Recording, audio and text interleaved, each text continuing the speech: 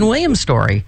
I was saying yesterday on Al Sharpton's show, I mean, it was interesting. I mean, obviously two big, bombshells, Jon Stewart and Brian Williams, really on the same day. But I was saying I thought Jon Stewart made the best point that, finally someone's been held to account for lying about Iraq. I mean, if you compare the lies that got us into Iraq and Brian Williams, I mean, it's obviously not even comparable, but I guess it's specifically, I think, his position, right, of journalist that has made this so.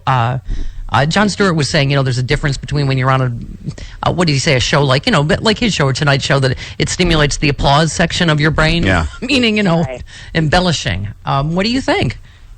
It's hard to tell because he's got such a long career and he's done so well over the years that it's very hard for me to believe that it's sort of an intentional embellishment of something he encountered. And I've heard a lot of psychoanalysis of this, and perhaps it's a false memory, and this can be created in times of stress. We don't remember things accurately. Mm-hmm. I don't know the circumstances under which his mind created this in the way it did. But it's a tough pill to swallow because it's hard to believe that there's any malice there. Like, I don't believe that he has embellished. The news is tragic enough. It's not like we need to create more news in this world. So somebody who's ingrained in that environment, it seems challenging to believe that he would intentionally overinflate something. But I don't know. I never thought Bruce Jenner would want to be a woman. So I can't. By the way, he's going to reveal his female name to Diane Sawyer, who's got the first big interview. Yeah.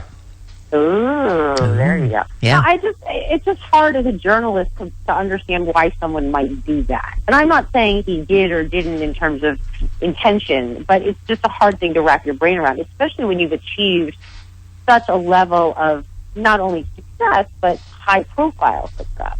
Right. There's not much to prove at that point. You've done it. You got there. Congratulations. So I don't know. It seems more likely that there was something chemically wrong there in the moment, or something, whatever the traumatic incident of the moment was that created this false recollection. I'd like to give him the benefit of the doubt.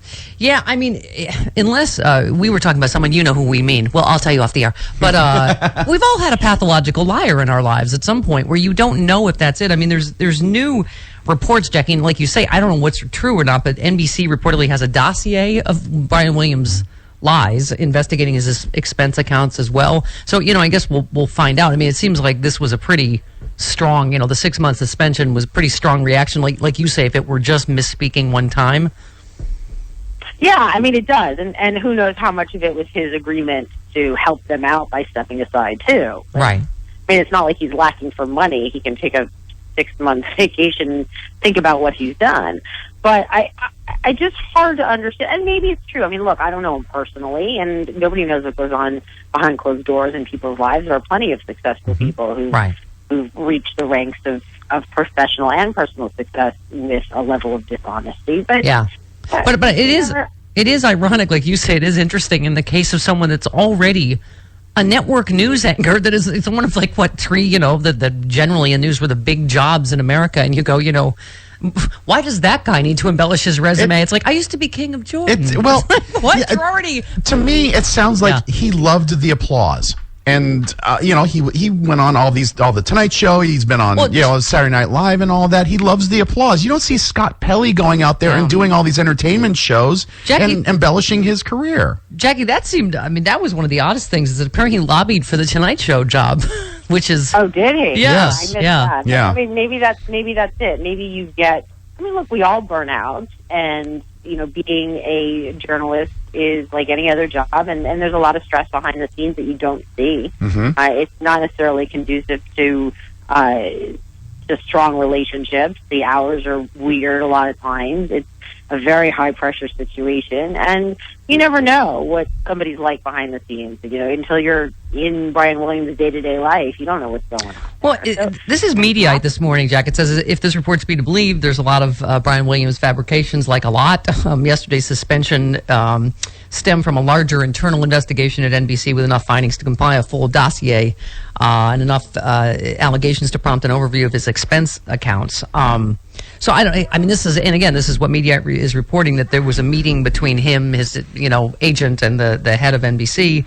And during the meeting, he was presented with a document detailing his apparent lies, which, considering his reporting was called into question over one story about being hit by an RPG, hints at a lot of other embellishments. So maybe more will be revealed, as they say. Maybe what you're saying is he's taking 6 months to read the dossier. Yeah, maybe that's what it is. He needs 6 months off. It's light beach reading. Yeah. As for Jon Stewart, I just want to add that I was a fan of Jon Stewart a long time ago, so much so that not only did I see him when he did stand-up back before anybody really ever knew who he was, but I went and saw him when he had his MTV show. MTV talk show. I remember that. Yeah. Oh, yeah. It was actually the last week of his show. They were taking it off the air, and he was drinking beer on air. And I go back. I don't care mood. I go back farther than that. There tape exists somewhere in this house of me. I co-hosted a Short Attention Span Theater with Jon Stewart on the original Comedy Central. Yeah, occasionally. They would have occasional guest hosts in, and so I mean, 1,000 and people. Oh, Tim Hayden tweeted yesterday that Jon Stewart. People don't remember this because he's been so hugely successful, but he had a late night show right before mine, a syndicated late night show that was canceled. It was on 13 weeks, and my show directly followed that on all the same stations. Really? And I had double his ratings, and I got canceled too.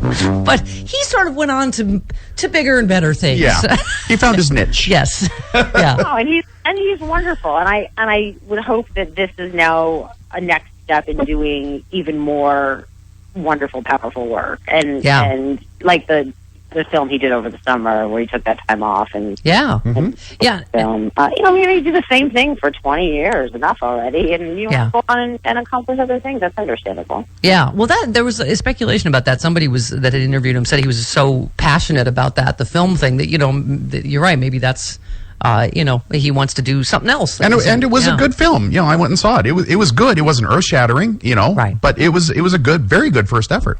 Yeah. Good films. Jackie, here's the good news for you: is I'm on the Daily Banter's list of top 7 replacements for Jon Stewart. So you know who's packing and going to New York with me if that happens. Oh, I am. Yes, that'd be you. That'd be you, Missy. I've given you enough time off now. She'll take you before she takes me. Head there. It's like 80 here and 12 there. So well, there's that. Totally in. Anyway, I was going to finish this.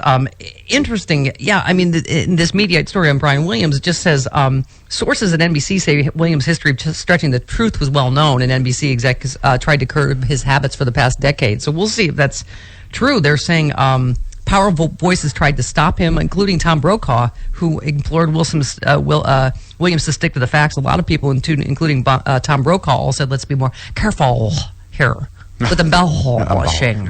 Yeah. I mean, look, it's astonishing when all of this stuff comes out and you're like, who? Right. You hear these stories. But, I mean, maybe it's been happening for years and it's been something that's been covered up and now we're just finding, we'll see. It's just hard to jump to conclusions when there's somebody who is so public in a field like journalism where you would like to, in spite of Fox News, you'd like to hope that people are generally telling you the truth. Right. But we'll see. It's just hard to wrap your brain around the fact that somebody would be that successful in a business that's supposed to be about telling the truth. Well, that's what. The last thing is that he also lost the trust of many of his staffers who questioned how he was fit to interview politicians for their inconsistency. So, maybe this story does go, deeper than we know. But and God knows what he was doing with his expense accounts. Yeah. When we used to go through Jackie Schechner's expense accounts, we were current. It was outrageous. It's really hard to account for the $3 I spend every month. Yes.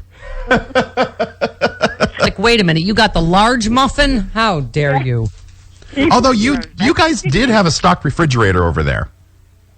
Did we? I seem to remember there was a... Yeah, they used to do like a Costco run, and they would go and get like all sorts of snacks. That's more than we've got here. We talked to Jackie in the strongest possible terms, but if you don't cut back, Al Gore will not be able to sell this network to Al Jazeera for $500 million and put us all out of work.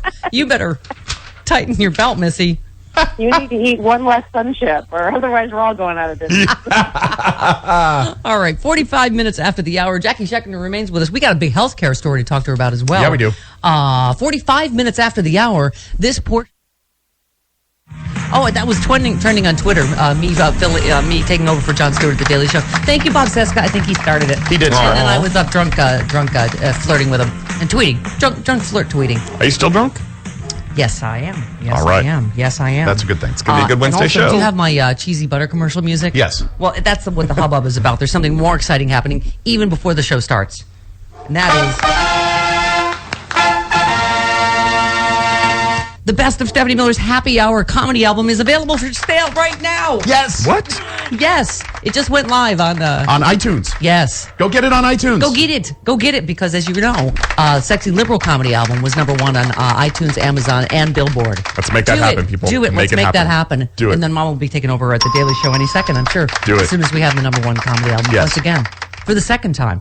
I think it will be available on other platforms, but right now we only got word that it's available on iTunes. I'm trying to find something that's very important because Crystal Boy. What? What'd I do? What? Huh? Crystal Boy did a lot of work on putting this together. He slaved away over the Christmas holiday while you were I spent my Christmas holiday doing this. while you were Yes. biking down volcanoes. Okay, so because even if you have the Happy Hour podcast or video cast, this is the best of, and you need it, right, for The bon mots. working out, They're like little comedy truffles. hiking in your car, wherever it is. And each one has a glorious red E next to it, Right. meaning explicit. Right, and you can buy individual tracks. And, Yeah, just but to we name- recommend the whole album because the whole album is just Right. $9.99, and if you here buy it is. each track, it's $15. Here it is. Oh, I have the whole. Yes, Rick Overton talks about the guy who horses. Steph talks about her Italy sex story. Jason Stewart talks about vaginas and lesbians. Frangela talks about Manson family values. Right. Yep. Oh yes, Tashina Arnold and Steph talk about shaving pubic hair. Yep. There's a lot. I can't. Jen Kirkman talks about using the C word. Frangela explains what they would do for each other in prison. It's all That's hysterical. Yes. Everything on there is hysterical. Yes, the best of all of the Happy Hour is Use on your this album. imagination on that Frangela prison one. I recommend getting the whole album for $9.99 because then you get all of the comedy Right. for less than you would pay for each individual Right. track. Right, exactly. Yeah. Very exciting. Why am I wearing this color? Look at me. I'm dressed like a giant green Well, screen. now you look like you're at the beach Yes. because it looks like you have a bikini on underneath a see-through shirt. All right. It's close enough. I was very excited. Well, you're about tarting it up. You're tarting it up for Carl Go to Frisch on line 6. Go to StephanieMiller.com to see her if Yes. if you're up for that. Check it out. Hey, I'm dressed to move product today. Is that what that is? Yes. This is the moving product bra. Really? Okay. You look like you should be on Miami Beach. Seriously. All right. Here we go. Carl. Carl Frisch. Bullfightstrategies.com. So inviting to me. Good morning, Carl Frisch. Good morning. You know, if you want to sell your comedy album, you've really got to stop calling it an LP. Yes. Just available for download, as the kids say. It's Yes. not an actual, record. We didn't even bother with the CD this time. It's just No. a download because that's what the kids are doing. That's what the kids are doing, Carl, as you know. Yeah, I don't even know why cars have CD players anymore. Yes. A lot of cars aren't being they Right. don't have CD players in them. I know. Yeah, the new ones. Mine does because mine's 1,000 years Well, old. yours 'cause has I- a cassette player. Yes, because I don't go anywhere. Okay, my car's like 1,000 years old. Good morning, Carl Frisch. First of all, let's talk about our good old-fashioned constitutional crisis we got going on in Alabama. Yeah, hello. Regarding marriage equality. Those knuckle draggers, I swear to God. They are so comfortable on the wrong side of history. It's like they've, started their own little Sim City.